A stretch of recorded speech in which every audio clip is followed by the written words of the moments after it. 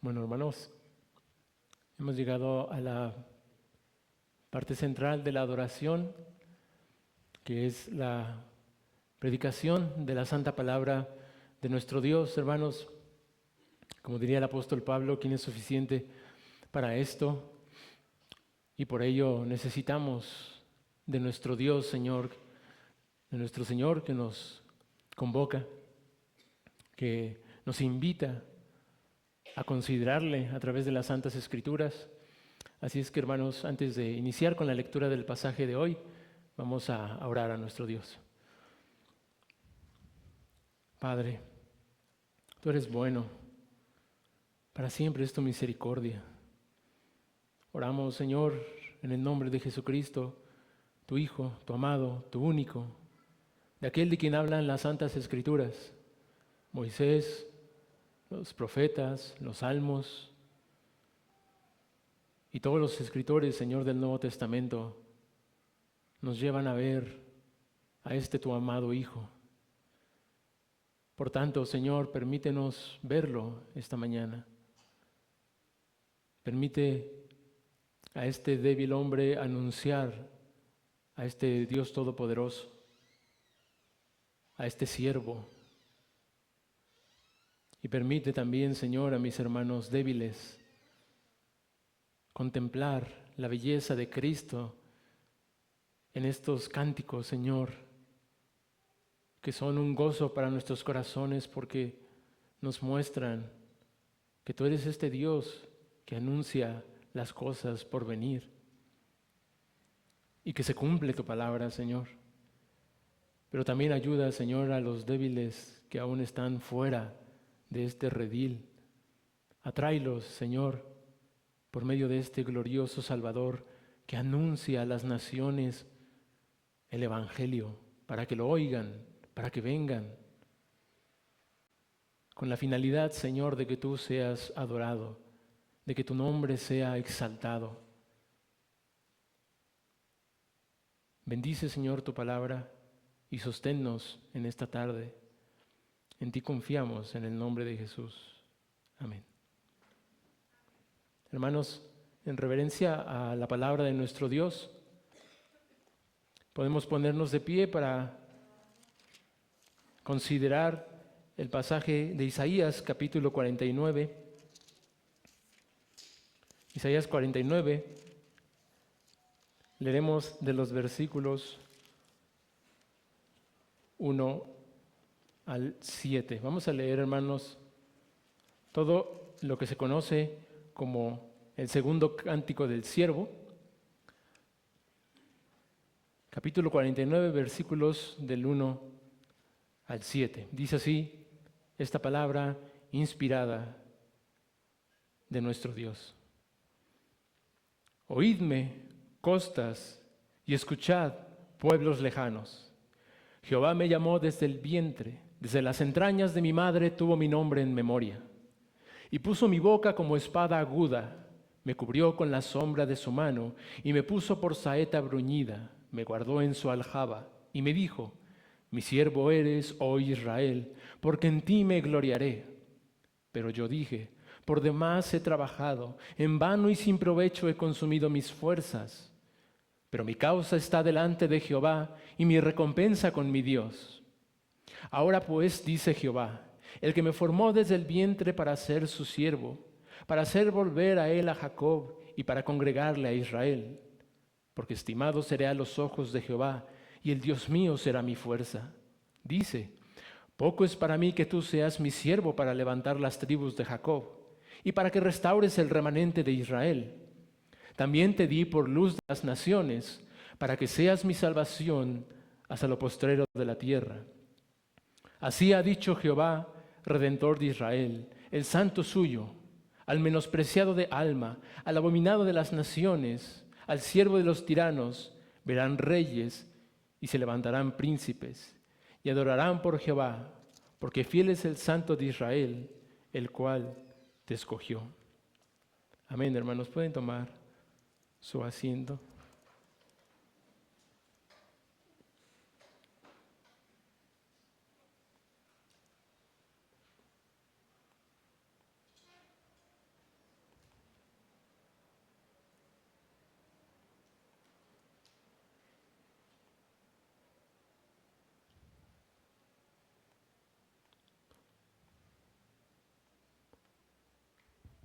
Amados hermanos, cuando compartes el Evangelio con familiares o con personas ahí en la calle, lo común es encontrarnos con rechazo, con indiferencia, hasta con críticas. Y en ocasiones con un respetuoso, no gracias, o el amable, ahorita no. Y hermano, cuando esto es recurrente en nuestro servicio que fielmente prestamos a nuestro Dios, nos solemos preguntar si nuestros esfuerzos verdaderamente han valido la pena.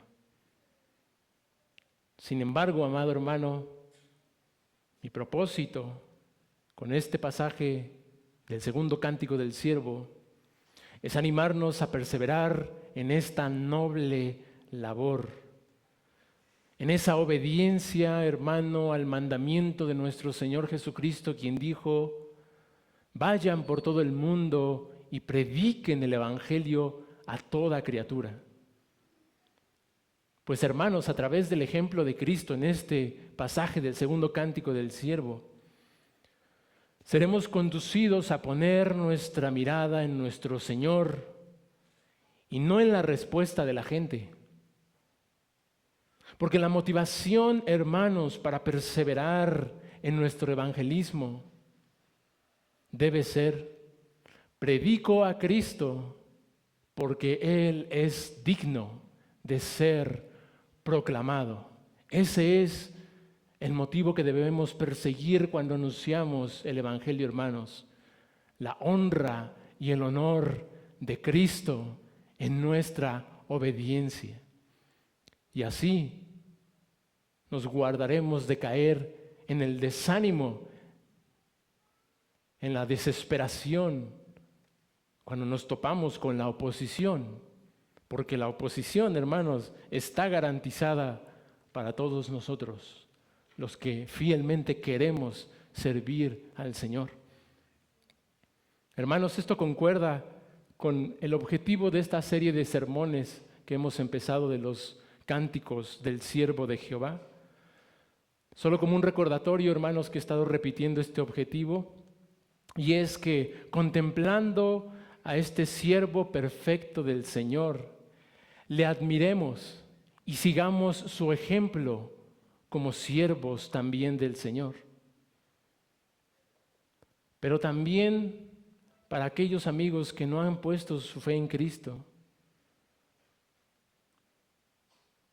que al contemplarlo a través de estas santas escrituras, sean movidos al arrepentimiento y a la fe, y así también ellos sean hechos siervos del Señor, para que todos juntos adoremos su santo nombre, para que juntos alabemos a este Dios por su gracia, por su misericordia para con nosotros. Este pasaje, hermanos, que hemos leído, repito, se conoce como el segundo cántico del siervo de Jehová, que va del versículo 1 al 7, pero esta tarde veremos la primera parte, de los versículos 1 al 4. Y como un recordatorio, hermanos, de lo que hasta ahora hemos visto de estos cánticos del siervo de Jehová, también el primer cántico, allá en el capítulo 42, lo dividimos en dos partes. Ya hemos visto dos sermones de esta nueva serie de predicaciones. Y en esa primera parte del primer cántico del siervo, capítulo 42, del 1 al 4, vimos a ese siervo ideal, cómo el Señor Jehová nos presentaba a su siervo en su elección, en ese llamado a su misión, en ese carácter del siervo y en esa fortaleza del siervo, para contemplarlo nosotros, para imitar su carácter y para apoyarnos en él en medio de este peregrinaje. Pero también vimos esa segunda parte de ese primer cántico en los versículos del 5 al 9, a ese siervo dependiente, ¿verdad? Ese siervo que ponía toda su confianza en el Señor y que nos llevaba también a nosotros a depender de Él, de este Señor creador y sustentador del universo, de este Señor preservador de todas las cosas, de este Señor que le da aliento y vida a todas las criaturas, de este Señor del pacto, que mira de una manera particular y especial a su pueblo elegido de antemano y decide enviar a su santo siervo para rescatarlos. Este pueblo conformado no solamente por judíos, sino también por gentiles. Y así, hermanos, hoy con la ayuda del Señor veremos esta primera parte del segundo cántico del siervo que he titulado El siervo escogido. El siervo escogido, que veremos en dos partes. La primera, escogido para anunciar la palabra de Dios. Pero también, en segundo lugar, escogido para ser fiel en la adversidad. Escogido para anunciar la palabra de Dios y escogido para ser fiel en la adversidad. Así que comencemos, hermanos, esta primera parte, versículos 1 al 2. Escogido para anunciar la palabra de Dios.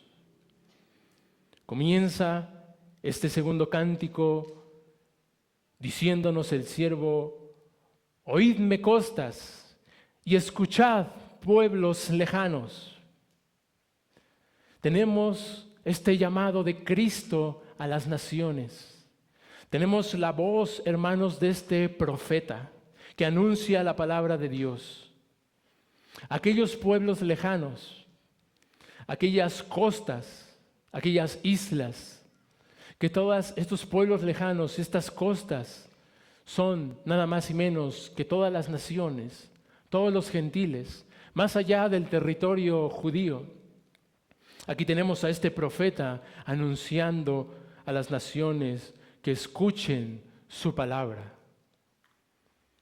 Ya el Padre, hermanos, en el primer cántico nos había dicho: he aquí mi siervo, yo le sostendré. El Padre nos llevaba a mirar a su Hijo en ese primer cántico, y ahora en este segundo cántico es el Hijo el que nos llama a sí mismo a escuchar su voz. Como dijimos, este es un profeta. Pues, hermanos, una característica de los profetas que nosotros podemos encontrar, particularmente en el Antiguo Testamento, es que ellos eran encargados de llevar la palabra del Señor. Con esa frase conocida: así dice el Señor, antes de empezar su mensaje. Ellos decían: así dice el Señor. Pero aquí tenemos a este profeta diciendo: óiganme, escúchenme. Además de esta característica de un siervo profeta, si nosotros seguimos leyendo, hermanos, ese primer versículo, ahí en el capítulo 49 dice: Jehová me llamó desde el vientre, desde las entrañas de mi madre tuvo mi nombre en memoria. Esta también es otra característica de un profeta. Un profeta, además de anunciar la palabra del Señor, hermanos, este profeta antes debe ser llamado por el Señor. Nadie toma este oficio para sí, como dice el autor de Hebreos refiriéndose a los sacerdotes, que nadie tomaba ese oficio para sí, sino aquellos a quienes Dios llamaba para ese ministerio. De igual manera, el profeta es un ministerio que nosotros encontramos en el Antiguo Testamento. Nadie podía llamarse a sí mismo profeta porque se convertiría en un falso profeta. Entonces, una característica de un verdadero profeta es que es llamado por el Señor. Y este llamamiento lo podemos encontrar en esas dos frases que dice: Jehová me llamó desde el vientre y desde las entrañas de mi madre tuvo mi nombre en memoria. Aquí nos hablan de que este profeta, este siervo profeta, es apartado por Dios para el ministerio de la palabra. Como ejemplo, hermanos, veamos el ejemplo de dos profetas, uno en el Antiguo Testamento y uno en el Nuevo Testamento. Veamos el llamamiento del profeta Jeremías en Jeremías 1:5. Si tienen la escritura, hermanos, Jeremías 1:5. Veamos el llamamiento de este profeta.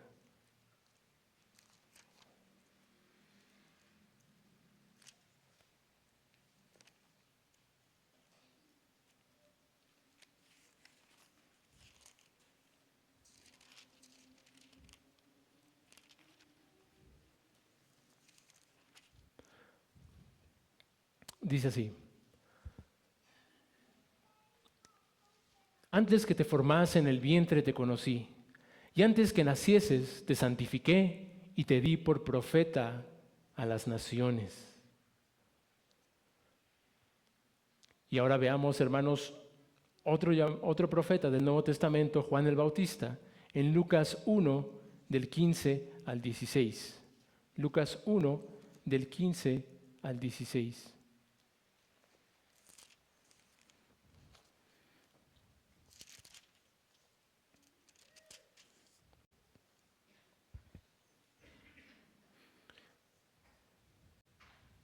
Porque será grande delante de Dios, no beberá vino ni sidra, y será lleno del Espíritu Santo aún desde el vientre de su madre. Y hará que muchos de los hijos de Israel se conviertan al Señor, Dios de ellos. Podemos ver, hermanos, cómo estos profetas fueron llamados desde el vientre y fueron llamados a anunciar la palabra de Dios al pueblo escogido de Dios.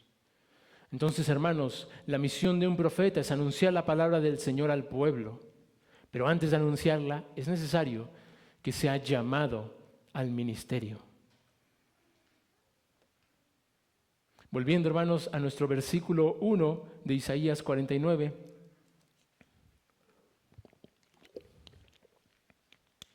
Podemos entonces concluir, hermanos, que este profeta que se nos presenta aquí, este siervo profeta, es un profeta mayor, más grande que cualquier profeta, porque su llamado, así como su mensaje, son únicos. Podemos verlo, hermanos, este llamado de este siervo. En el Nuevo Testamento también, cuando dice, en Mateo 1, 20 al 21 dice, y pensando él en esto, he aquí un ángel del Señor le apareció en sueños y dijo, José, hijo de David, no temas recibir, a María tu mujer, porque lo que en ella es engendrado del Espíritu Santo es, y dará a luz un hijo y llamará su nombre Jesús, porque él salvará a su pueblo de sus pecados. Podemos ver, hermanos, ese llamado de Cristo muy distinto al de los profetas, en que éste fue concebido por el Espíritu de Dios. Pero además de eso, porque él tendría un nombre, ese nombre Jesús. Jesús, que significa salvación, que significa Jehová salva. Desde el vientre ya se anunciaba cuál iba a ser su misión, su ministerio de este siervo profeta por excelencia. Pero antes de terminar, hermanos, este primer versículo, tenemos una tercera característica de un profeta. Y esta tiene que ver, hermanos, con el respaldo que los profetas tienen de parte de Dios. Dios respalda a sus profetas. Los respalda dándoles poder en su predicación, pero también protegiéndolos de las amenazas de los enemigos de sus almas. Poder y protección. Y esto se manifiesta, hermanos, en esos ejemplos que da aquí el profeta Isaías, cuando dice en el versículo 2, y puso mi boca como espada aguda, me cubrió con la sombra de su mano, y me puso por saeta bruñida, me guardó en su aljaba. Este siervo profeta sería dotado con el poder de Dios para que su mensaje fuera tan poderoso que penetrara hasta lo más profundo de los corazones de los pecadores. Pero también contaría con el cuidado de Dios para que nadie le haga daño hasta que Él cumpla su misión. Estas imágenes que tenemos aquí, hermanos, estas metáforas de una espada afilada, de una saeta aguda, nos hablan de esta parte ofensiva en la guerra.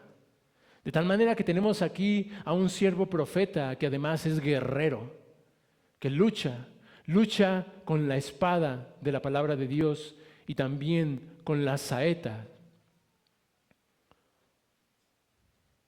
Esa espada, hermanos, de doble filo, como dice el autor de Hebreos, que penetra, que es viva y eficaz y más cortante que toda espada de dos filos, y que penetra hasta partir el alma y el espíritu, las coyunturas y los tuétanos, y discierne los pensamientos y las intenciones del corazón.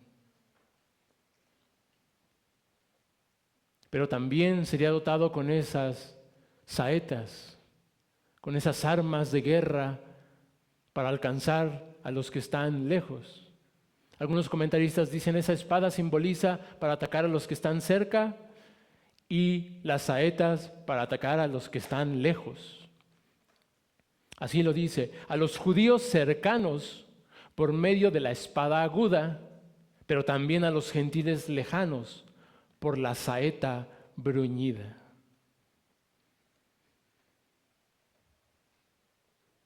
Porque, hermanos, en la guerra no solamente se requiere atacar, una buena estrategia para atacar, sino que también el éxito depende de una buena estrategia de defensa. Y este siervo, profeta y guerrero estaba dotado con todo ello para que esta misión fuese garantizada, para que esa misión de salvar a los judíos y a los gentiles por medio de la predicación de su palabra, por medio de su vida, muerte y resurrección, fuese efectiva para salvarlos.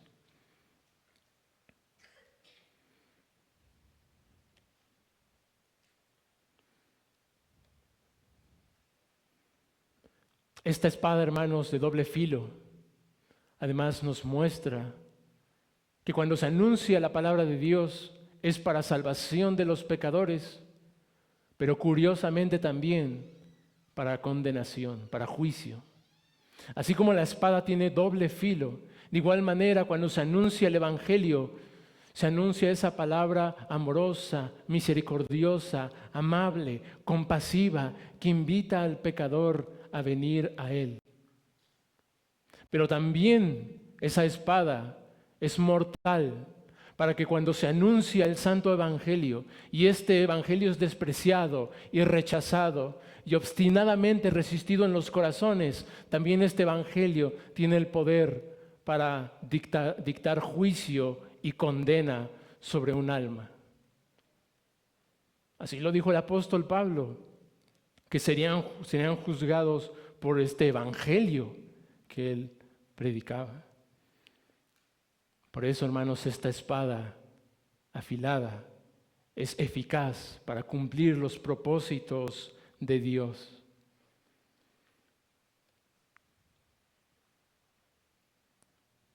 Pero también, hermanos, vemos ahí que Dios cubriría a su siervo con la sombra de su mano y que lo guardaría en su aljaba, en esa bolsa donde se depositaban las flechas. Esto nos habla de protección, esa otra parte que requería el siervo, no solo atacar, sino también ser defendido.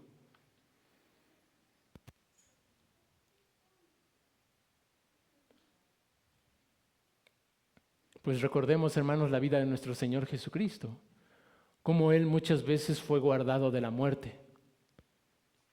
Fue guardado cuando querían apedrearlo y cómo Él se escapó de sus manos, cuando le dijeron que Herodes buscaba para matarlo, como también Él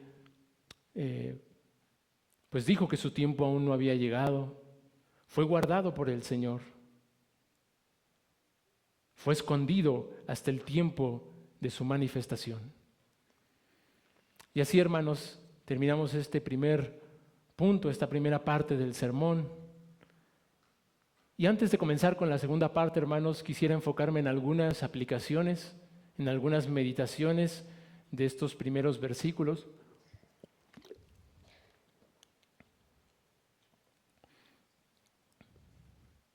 En este primer punto, hermanos, hemos visto las características de este siervo profeta, escogido para llevar la palabra a las naciones. Vimos que su ministerio es predicar la palabra de Dios, que su autoridad está basada en ese llamado que Dios le hizo desde el vientre y que su eficacia está en ese poder con el cual fue dotado y en esa protección que contaba de parte de Dios. Nuevamente, hermanos, aquí es importante aclarar, estamos hablando de nuestro Señor Jesucristo como el siervo de Jehová. No estamos hablando aquí de Cristo como ese Dios soberano. Aunque como hemos visto en los sermones que nos ha compartido nuestro pastor en el Evangelio de Juan, Él nunca se despojó de su deidad. No obstante, aquí nos estamos enfocando en su humanidad, en su carácter de siervo. Por eso es que decimos que Él fue dotado, que Él fue llamado, que Él fue comisionado, que Él fue protegido. Dios no necesita todas esas cosas. Sin embargo, Él como hombre se sometió a esas cosas, se sometió a su Padre y fue protegido y fue ayudado y sostenido por su Padre. Dicho esto, hermanos, de igual manera nosotros como siervos del Señor, nosotros los que hemos creído en Jesucristo, hemos sido apartados, hermanos, de este mundo. Hemos recibido un llamado de parte de Dios para ir y predicar el Evangelio a toda criatura. Y hermanos, contamos con el Espíritu de Dios, el cual es ese poder de Dios que está en nosotros, para que nuestra palabra, cuando predicamos la palabra de Dios, sea efectiva para resucitar a los muertos, a esos muertos espirituales. Pero también el Espíritu Santo nos guarda de los peligros, de nuestros propios corazones, de los peligros del mundo, de los peligros del diablo y de sus sirvientes. Así es que podemos tener confianza para cumplir con la misión que Dios nos ha encomendado, porque Él nos ha capacitado. Vean cómo capacitó al siervo y en Él también a nosotros nos ha capacitado. Pero hermanos, este pasaje nos ayuda a entender de una forma más especial este llamado de los siervos del Señor al ministerio pastoral. Pues actualmente, hermanos, quienes son llamados de forma oficial para la predicación de la palabra de Dios, como su ministerio principal, son los pastores de la iglesia.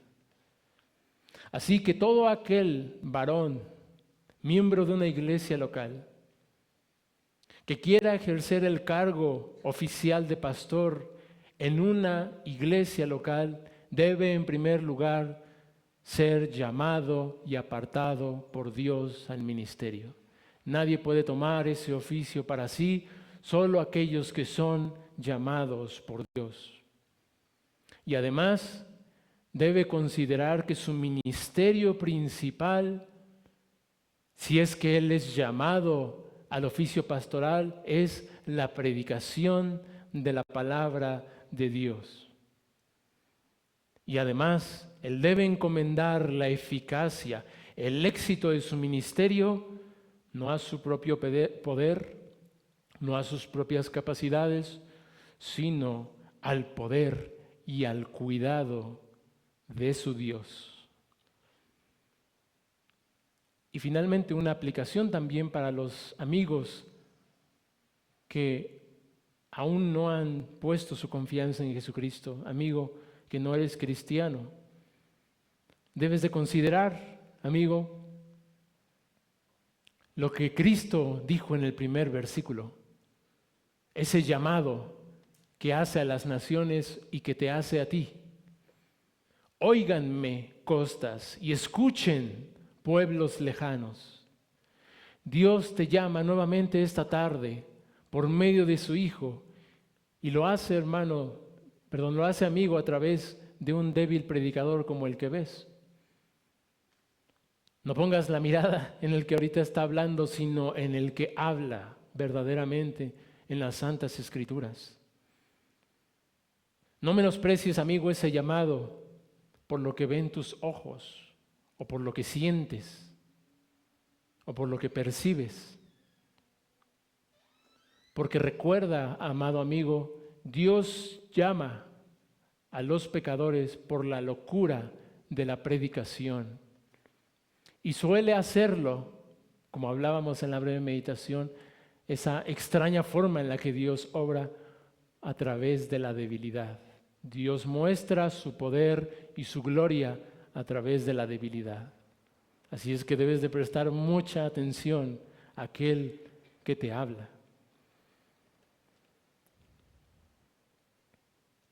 Y así, hermanos, pasemos a la segunda parte de este sermón que hemos titulado, que además este siervo, además de ser escogido para predicar la palabra de Dios y así llamar a todas las naciones, él fue escogido para ser fiel en la adversidad. Ser fiel en la adversidad.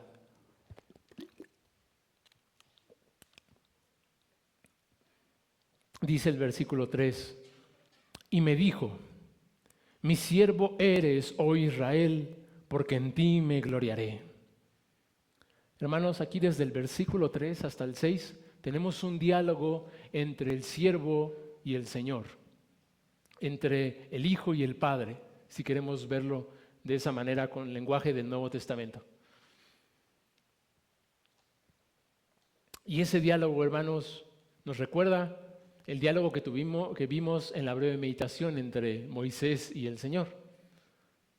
Y mientras avancemos, hermanos, en este sermón, podremos ver que aunque hay muchas cosas similares en ese llamado que recibió Moisés y este diálogo entre el Hijo y el Padre, también veremos que hay una gran diferencia en la respuesta inmediata de Cristo al llamado del Padre.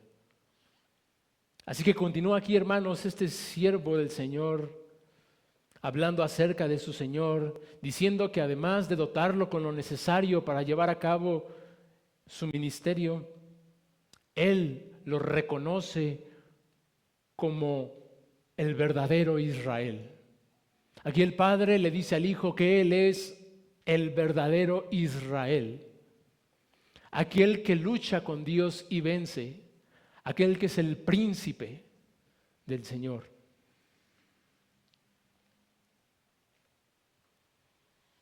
Pues a diferencia del pueblo de Israel, hermanos, este mayor y mejor Israel, nuestro Señor Jesucristo, sí cumpliría su misión de ser de bendición a las naciones.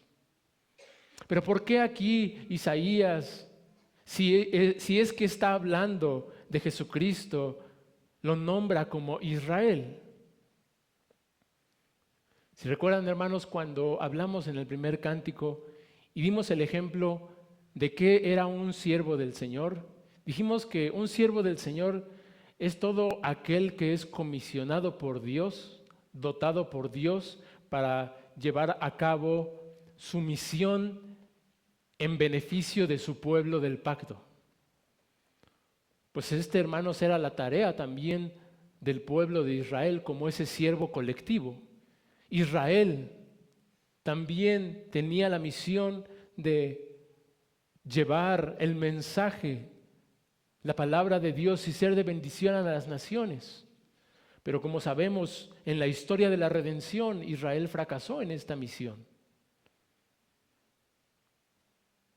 Sin embargo, nosotros podemos ver a Cristo, el cual triunfó en esta misión. Acompáñenme a ver, hermanos, qué dice Dios acerca de su pueblo Israel, en Isaías 42, del 18 al 20. Isaías 42, del 18 al 20. La descripción que Dios hace acerca de Israel como su pueblo. Dice: sordos, oigan, y ustedes ciegos, miren para ver. ¿Quién es ciego sino mi siervo? ¿Quién es sordo como mi mensajero que envié? ¿Quién es ciego como mi escogido y ciego como el siervo de Jehová, que ve muchas cosas y no advierte, que abre los oídos y no oye? Pero acerca de Cristo leemos: y me dijo, mi siervo eres, oh Israel, porque en ti me gloriaré. Aquí, hermanos, hacemos esta aclaración de esta distinción entre estos siervos, porque como ya he mencionado anteriormente, hermanos, particularmente algunos judíos del siglo XIX y muchos liberales en la época moderna, erróneamente afirman que el siervo de Jehová en el libro del profeta Isaías se debe referir únicamente al pueblo de Israel. O algunos otros llegan a decir, bueno, no es Israel, es el remanente del pueblo de Israel, aquellos que quedaron de la dispersión. Y han llegado hasta el extremo de decir que ese pasaje tan glorioso como Isaías 53 no está hablando acerca de una profecía del Mesías que había de venir, sino que está hablando de los sufrimientos del pueblo de Israel. Pero, hermanos, nosotros sabemos, si leemos el pasaje de Isaías 53 y creemos que el Nuevo Testamento verdaderamente es la palabra revelada de Dios, no hay duda de que está hablando de nuestro Señor Jesucristo. Los mismos apóstoles citan Isaías 53 para hablar acerca de los padecimientos y de la vida y de la obra de Cristo. Pero si quisiéramos darle respuesta a estos judíos y liberales que se niegan a ver a nuestro Señor Jesucristo en los cánticos del siervo de Jehová, no nos vayamos tan lejos de nuestro pasaje. En nuestro propio pasaje del segundo cántico del siervo podemos ver una evidencia clara de que ahí no se está refiriendo al pueblo de Israel y tampoco al remanente de Israel. Vean, hermanos, el versículo 5 dice: ahora pues, dice Jehová, el que me formó desde el vientre para ser su siervo, para hacer volver a él a Jacob y para congregarle a Israel. Si aquí está hablando del pueblo de Israel, ¿cómo es que el pueblo de Israel va a salvar y a congregar al pueblo de Israel? No tiene ningún sentido. Israel es el que está caído, el pueblo de Israel está caído, por lo tanto el pueblo de Israel no puede levantar al pueblo de Israel. Eso no tiene lógica. Alguien puede decir, ok, quizá no está hablando del pueblo de Israel. Quizá cuando dice, mi siervo eres, oh Israel, porque en ti me gloriaré, se está refiriendo más bien al remanente del pueblo de Israel. Esos judíos que permanecieron fieles, que quizá ellos levanten al pueblo de Israel caído. Bueno, veamos ahora el versículo 6. ¿Qué dice? Dios hablándole a su siervo, diciendo, poco es para mí que tú seas mi siervo para levantar las tribus de Jacob y para que restaures el remanente de Israel. De tal manera que el remanente de Israel no puede restaurar al remanente de Israel. Tenemos un problema. Israel está caído, el remanente de Israel necesita ser restaurado. Necesitamos un tercer Israel. No puede ser otro, sino aquel siervo en el cual Dios se gloriará. Este siervo perfecto, nuestro Señor Jesucristo. Pero hermanos, esto de llamarle Israel a Jesucristo no debe ser algo extraño para nosotros. Pues los propios autores del Nuevo Testamento así lo hacen. Por ejemplo, Mateo. El apóstol Mateo, ¿recuerdan, hermanos, cuando citando al profeta Oseas, él dice: cuando Israel era muchacho, yo lo amé, y de Egipto llamé a mi hijo? Ese pasaje de Oseas que Mateo está citando se está refiriendo al pueblo de Israel, no hay ninguna duda. Pero entonces, ¿por qué Mateo utiliza ese pasaje que se está refiriendo al pueblo de Israel cuando dice: de Egipto llamé a mi hijo, y lo aplica al Hijo de Dios cuando ellos volvieron de Egipto después de que, por la amenaza de Herodes, el ángel le había dicho a José que huyeran junto con María y José a Egipto? ¿Por qué cuando muere Herodes y el ángel le dice a José que vuelvan a la tierra de Judea? ¿Por qué ahí Mateo dice, para que se cumpliera la palabra del profeta cuando dijo: de Egipto llamé a mi hijo? Si es que ahí está hablando del pueblo de Israel. ¿Acaso Mateo está forzando ese texto? ¿Mateo está alegorizando la palabra de Dios? De ninguna manera, porque Mateo está siendo inspirado por el Espíritu Santo. Más bien, lo que Mateo, inspirado por el Espíritu Santo, está haciendo es lo que hablan las Santas Escrituras, que cuando nosotros vemos a Jacob, que cuando nosotros vemos a sus descendientes, al pueblo de Israel, y el pacto que Dios hizo con ellos, nosotros a través de ellos tenemos que mirar a uno y mayor Israel, al Israel perfecto e ideal, al siervo del Señor, encargado de llevar su mensaje a las naciones, encargado de congregar a toda tribu, pueblo, lengua y nación para la adoración del único Dios vivo y verdadero. Pues, hermanos, así como el pueblo de Israel fue probado por Dios 40 años en el desierto, y aunque fueron alimentados con maná, con ese pan que descendió del cielo, aún así ellos fueron infieles una y otra vez. Por su parte, Cristo fue llevado por el Espíritu al desierto durante 40 días, durante los cuales no tuvo alimento, sino que ayunó. Y a pesar de esa adversidad, Él permaneció fiel. Este es el verdadero Israel, hermanos. El siervo en el cual Dios tiene toda su complacencia, el siervo en el cual Él ha de gloriarse, ha de glorificarse.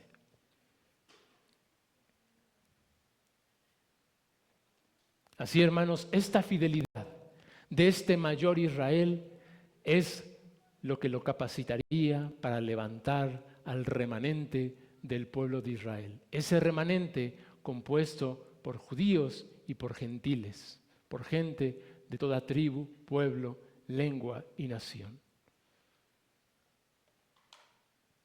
Pero, hermanos, esta misión exitosa del siervo no estaría libre de dificultades en el camino.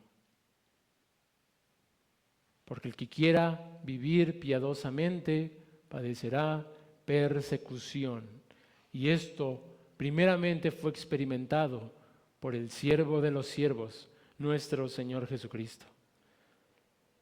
Vean, hermanos, la respuesta del siervo en el versículo 4 de Isaías 49. Pero yo dije: por demás he trabajado, en vano y sin provecho he consumido mis fuerzas.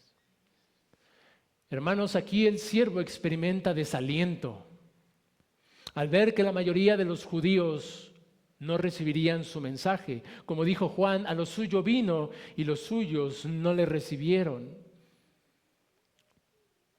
Hermanos, mientras Moisés, ¿se acuerdan en la breve meditación?, se resistía a obedecer el mandato de Dios por ese temor al rechazo de parte de su pueblo, Aquí tenemos a Cristo siendo obediente y fiel a pesar del rechazo de los judíos.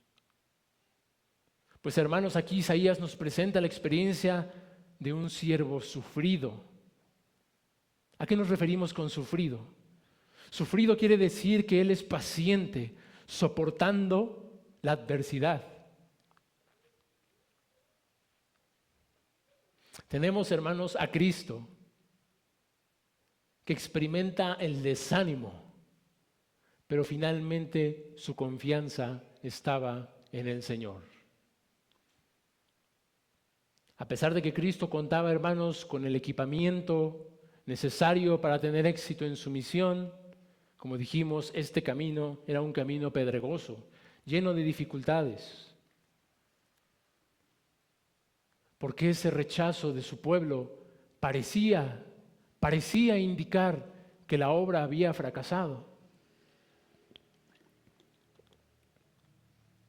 Este es el mismo clamor que tienen los siervos del Señor ahí en Isaías 53:1, cuando dicen: ¿quién ha creído a nuestro anuncio y sobre quién se ha manifestado el brazo de Jehová? Es esa queja que tiene el pueblo cuando anuncia el Evangelio y no ve resultados que se esperaban. Meditemos, hermanos, en la tentación a la que Cristo fue sometido.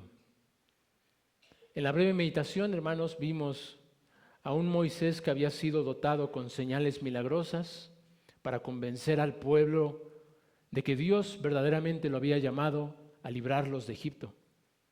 Y su misión tuvo éxito, porque cuando él fue con estas señales, ellos le creyeron. Sin embargo, aquí tenemos a uno mayor que Moisés, con señales milagrosas más grandes, como sanar enfermos, como dar vista a los ciegos, como levantar a los paralíticos, como resucitar a los muertos. Pero los suyos no le recibieron, no le creyeron.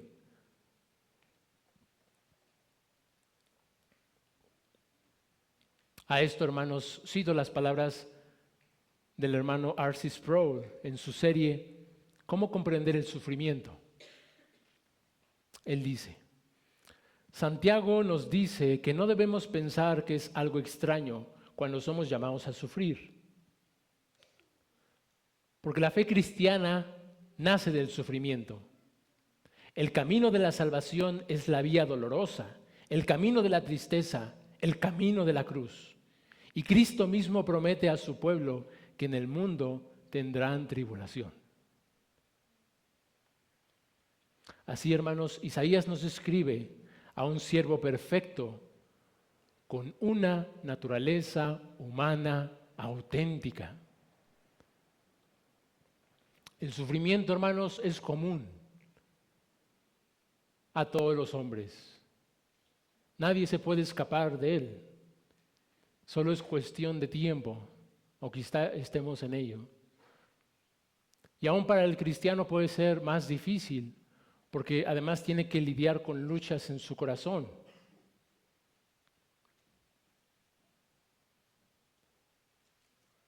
Por ese pecado, hermanos, que se manifiesta muchas veces y que puede traer desánimo, desaliento, pueden traer dudas.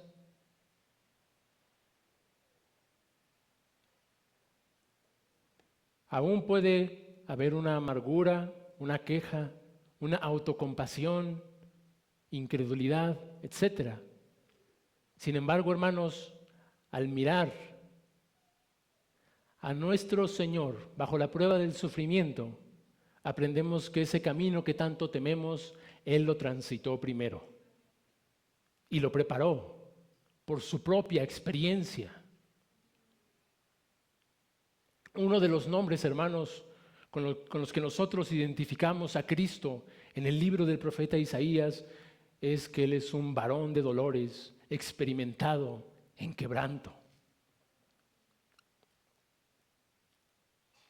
Pero a pesar de esto, hermanos, nosotros no vemos a un Cristo desalentado, sino a uno Como dice David en el Salmo 23, aunque ande en valle de sombra de muerte,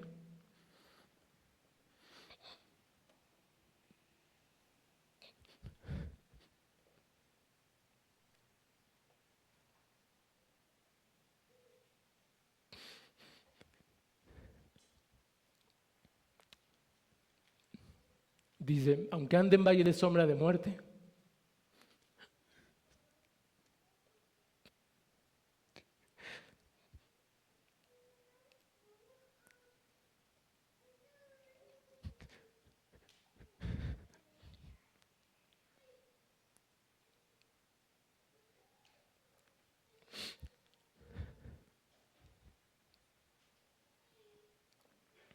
dice, no temeré, porque tú estarás conmigo. Perdón, hermanos. Y este aliento, hermanos, del siervo, lo leemos al final del versículo 4 cuando dice,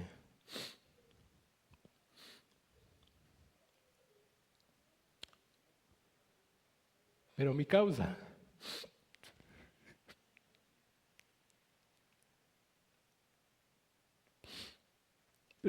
está delante de Jehová.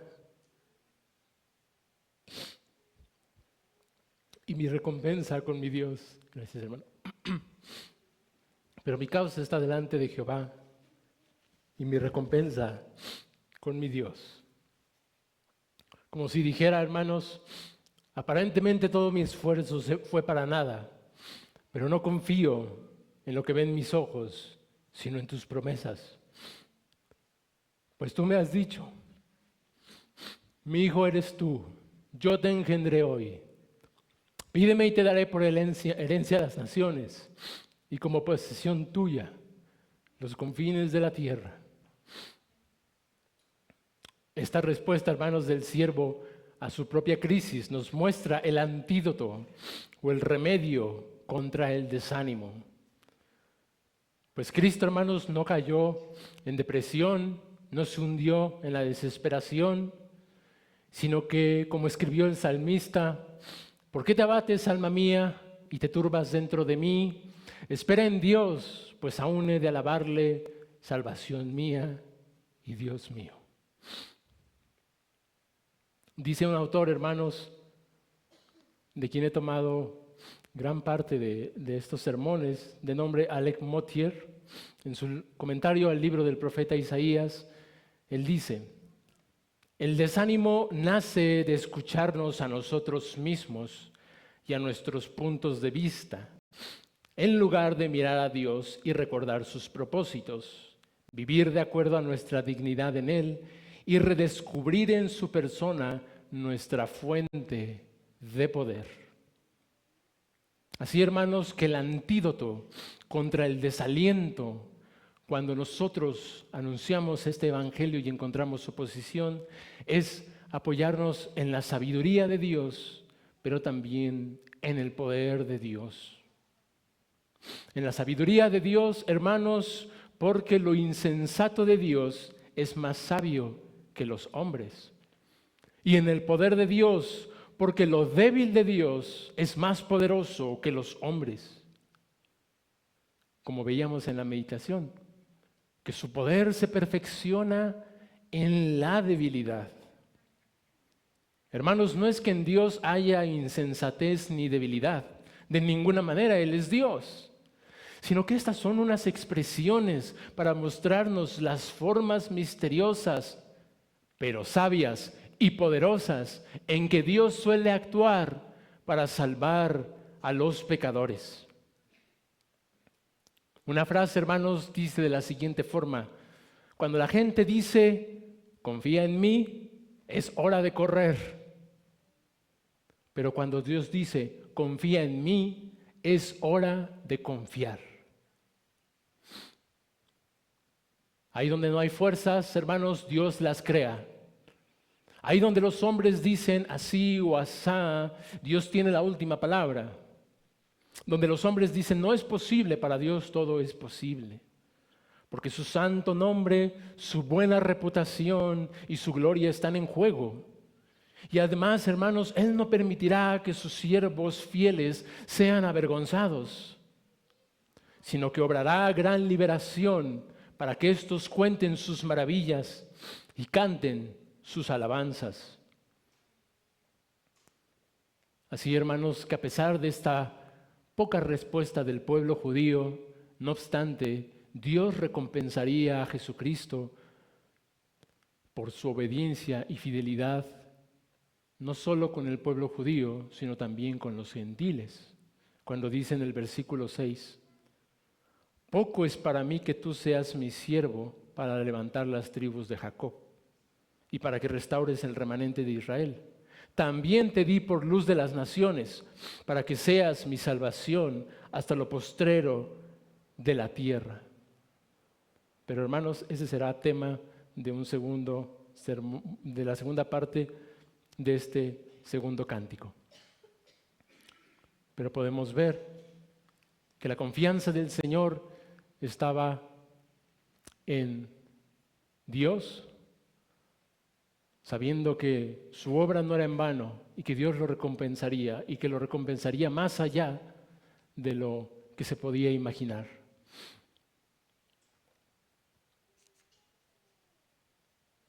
Y finalmente vamos a terminar con unas aplicaciones, hermanos, de esta segunda parte.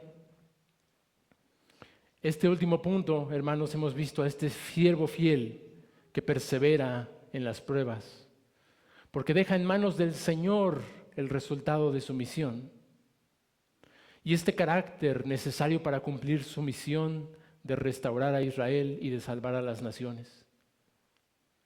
De igual manera, todos aquellos que quieran anunciar la palabra de Dios y quieran vivir fielmente obedeciendo a Dios, deben de estar conscientes que van a encontrar oposición.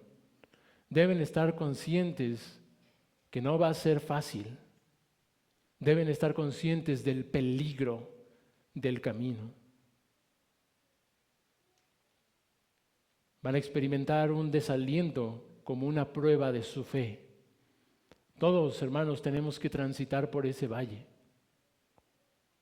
Sin embargo, como siervos del Señor, debemos fortalecernos, fortalecer nuestra fe en medio de la prueba. Debemos enfocarnos en conocer quién es Dios y en descansar en sus promesas. Eso es lo que nos sostendrá cuando estemos en ese valle. Eso es lo que sostuvo a Cristo, hermanos. No nos imaginamos el nivel de esa frustración. Sin embargo, Él, como un siervo fiel, se mantuvo firme mirando a su Señor, mirando a las promesas. Pero hermanos, como dijimos, esto debe aplicarse particularmente a los siervos oficiales, a los pastores. Los pastores, hermanos, deben ser hombres sufridos.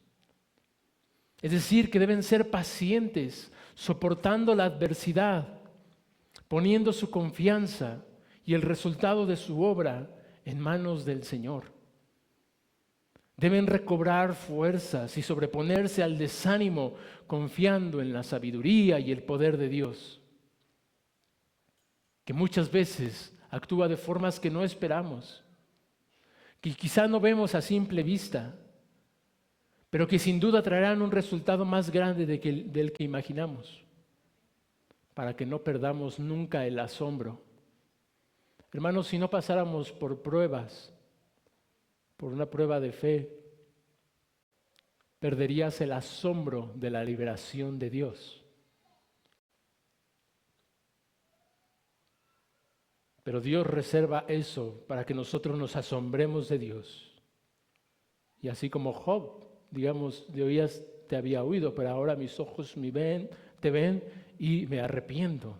¿Verdad? Job, después de esa grande aflicción, conoció a Dios de una mejor manera. Y no creo que Job, mirando atrás, lamentar haber pasado por eso, sino que valió la pena haber pasado por esa gran prueba. Así nuestro Señor Jesucristo y así todo siervo del Señor. Y para finalizar, hermanos, esta primera parte del segundo cántico del siervo de Jehová. Amigo que aún no has depositado toda tu confianza en Jesucristo. Siempre que el Evangelio es predicado, como dijimos, hay rechazo de parte de los hombres. Porque a simple vista, eso que las Escrituras dicen que es el poder de Dios para salvación, a simple vista no se percibe. Y esto lleva a los hombres a menospreciarlo. Pero recuerda, amigo, que las Escrituras dicen que los caminos del Señor no son como nuestros caminos y que los pensamientos del Señor no son como tus pensamientos. Que así como son más altos los cielos que la tierra, dice el profeta Isaías, así los pensamientos de Dios son más altos que nuestros pensamientos y sus caminos son más altos que nuestros caminos. Por lo tanto, debes de atender al Dios que habla a través de las santas escrituras cuando éstas son predicadas. No confíes en tu propia sabiduría ni en tus sentidos. Considera que Dios es infinitamente más sabio y más poderoso que tú.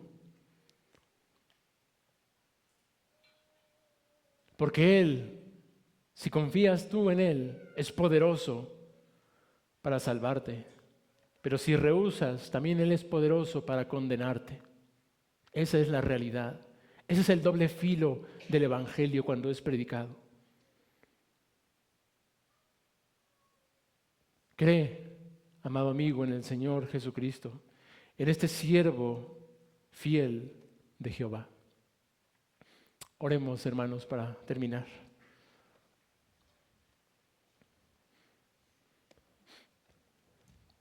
Padre de nuestro Señor Jesucristo, te alabamos, Señor, porque nuevamente tu palabra ha sido anunciada con debilidad, con torpeza, con tropiezos y errores, pero confiamos en que esta es la palabra de Dios que tiene poder para resucitar a los muertos. Esta es la palabra de Dios que nos santifica, que nos limpia, que nos moldea a la imagen de nuestro Señor Jesucristo.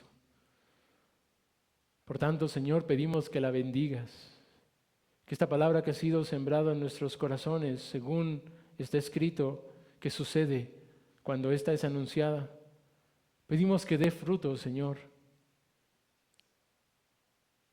Que dé fruto, Señor, al 30, al 60, al 100 por uno, según tu sabia y soberana voluntad, para que tu nombre, Señor, sea glorificado, para que no dejemos de asombrarnos de tus santas obras, Señor, para que nuestros corazones sean consolados en medio de las dificultades y de la oposición, al mirar a este siervo que va delante de nosotros, Señor. Ayúdanos a poner nuestra mirada en Él, a no despegarla de Él, para que en Él hallemos ese reposo y ese consuelo para nuestras almas. Y compadécete, Señor, de los perdidos, porque esa es tu misión, Señor, que has cumplido y que has pagado el precio, Señor, y que te has levantado y has ascendido a los cielos y que hoy intercedes por nosotros. Y te pedimos que tengas misericordia de los que hoy nos acompañan y no han creído, para que crean, Señor, para que sean salvos, para que sean ese fruto de la aflicción de tu alma, y entonces quedes tú satisfecho. Pues te lo pedimos y te lo rogamos en el nombre de tu amado Hijo Jesucristo. Amén.